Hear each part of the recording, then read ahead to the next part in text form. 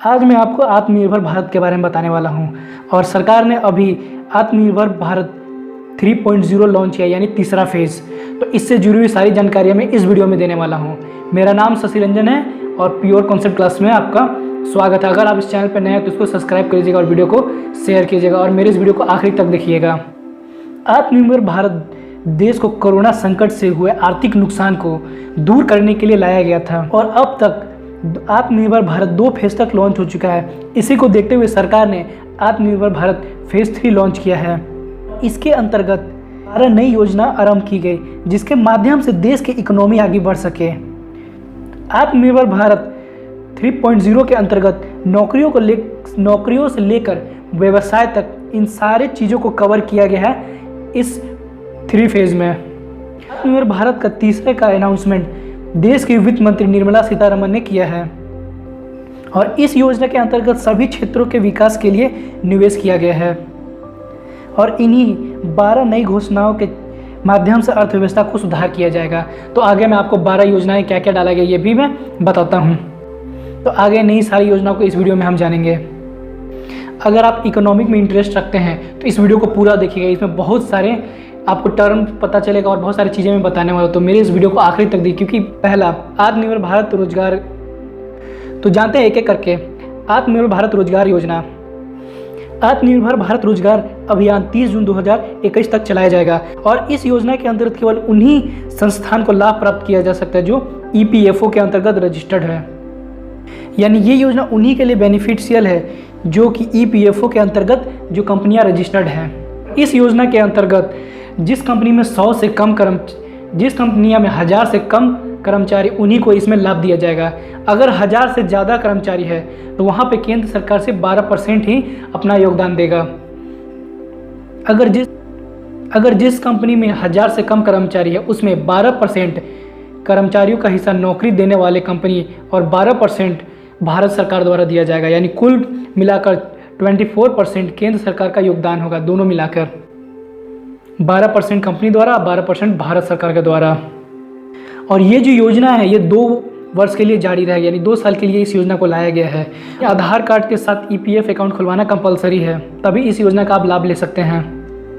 इस स्कीम के अंतर्गत संगठित क्षेत्रों में रोजगार देने पर जोर दिया जाएगा। यानी जो भी फॉर्मल सेक्टर हैं उन सब में रोजगार दिया जाएगा और साथ ही उन सभी का EPFO अकाउंट से जोड़ा जाएगा, जिसको हम लोग भविष्य निधि से भी जानते हैं, एम्प्लॉय प्रोविडेंट फंड से भी जानते हैं।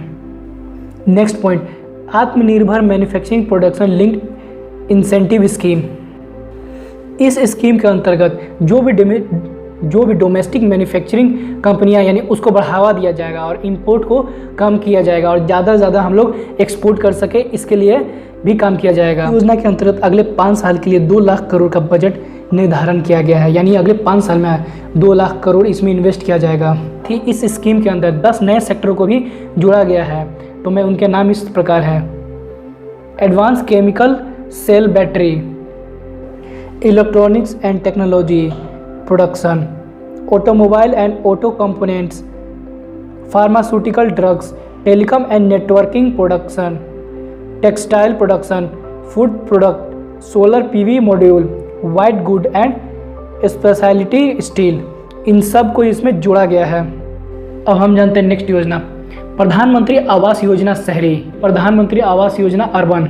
प्रधानमंत्री आवास योजना के अंतर्गत बजट 2020 से 21 में 8000 करोड़ रुपये का बजट में प्रावधान है, जबकि अलग से इसमें 18000 करोड़ रुपया और जोड़ा गया है। इस योजना के अंतर्गत 12 लाख घरों का निर्माण कराया जाएगा और 18 लाख घरों का पूरा कर लिया जाएगा। यानी 12 लाख घरों का निर्माण कराया जाएगा और 18 लाख घरों का निर्माण पूरा कर लिया जाएगा, जो भी पहले से काम चल रहा होगा उसको।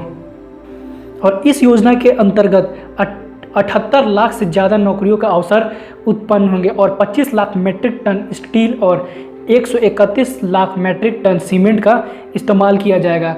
यानी जो इस घर यानी आवास का निर्माण कराया जाएगा, इसके निर्माण के दौरान 78 लाख रोजगार दिया जाएगा और इसके एस्टिमेशन में 25 lakh metric ton steel use होगा और 131 लाख मीट्रिक टन सीमेंट का इस्तेमाल होगा। स्टील में मैन्युफैक्चरिंग बढ़ेगा और सीमेंट के में भी मैन्युफैक्चरिंग बढ़ेगा और इससे डिमांड बढ़ेगा।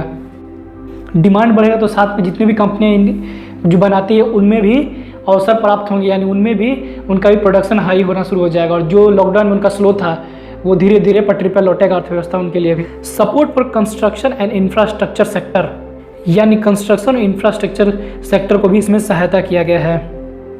सरकार द्वारा परफॉर्मेंस सिक्योरिटी को घटाकर 3% कर दिया गया है, जो कि पहले 5 से 10% तक था। इससे कंस्ट्रक्शन और इंफ्रास्ट्रक्चर से जुड़ी कंपनियों के पास काम करने के लिए अब कैपिटल भी ज़्यादा होगा, जबकि इसको 5 से 10% दिया जाता था, अब 3% होने से उसका काफ़ी कैपिटल बचेगा अब।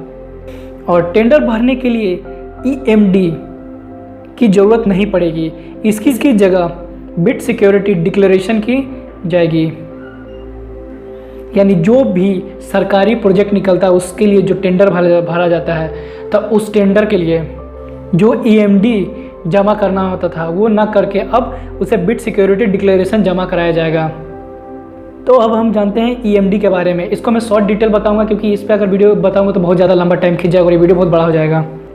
तो EMD होता है ईस्टर्न मनी डिपॉजिट, यानी वो पैसा जो भी आप प्रोजेक्ट लेते हैं उस प्रोजेक्ट को लेने से पहले आपको कुछ चीज़ डिपॉजिट किया जाता है, कुछ पैसे डिपॉजिट किया जाता है। उस प्रोजेक्ट के अनुसार जितना ज़्यादा रकम का प्रोजेक्ट होगा उसके अकॉर्डिंग आपको वहाँ पे कुछ पैसे डिपॉजिट किया जाता है, तो उसी को कहते हैं हम ईस्टर्न मनी डिपॉजिट, जिसको EMD कहते हैं। और यह बेनिफिट 31 दिसंबर 2020 तक दिया जाएगा, यानी इसका लाभ का लिमिटेशन है 31 दिसंबर 2020 तक। इसके बाद ये स्कीम खत्म हो जाएगा। अभी तक मैंने जितने भी डेटा बताया उन सभी से ऑब्जेक्टिव क्वेश्चन बनेगा, जो कि आपको किसी न किसी PT एग्जाम में पूछेगा। तो हर एक डेटा को आप चाहे तो नोट कर सकते हैं, या 1 से 2 बार और वीडियो देखेंगे तो आपको क्लियर हो जाएगा जितने भी डेटा मैं दे रहा हूँ। घर बनाने वाले और घर खरीदने वाले के लिए इनकम टैक्स रिलीफ, यानी demand boost for residential real estate income tax relief for developer and house buyer.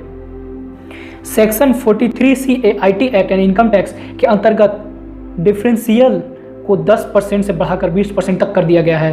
30 जून 2020 तक के लिए पहली बार बेचे जाने वाले घर जिसकी वैल्यू 2 करोड़ रुपए तक का है, ये स्कीम उन्हीं के लिए है। यानी 30 जून 2020 के बाद जो बेच रहे होंगे, जो फर्स्ट टाइम अपना घर को बेच, उन्हीं के लिए ये योजना वैलिड है।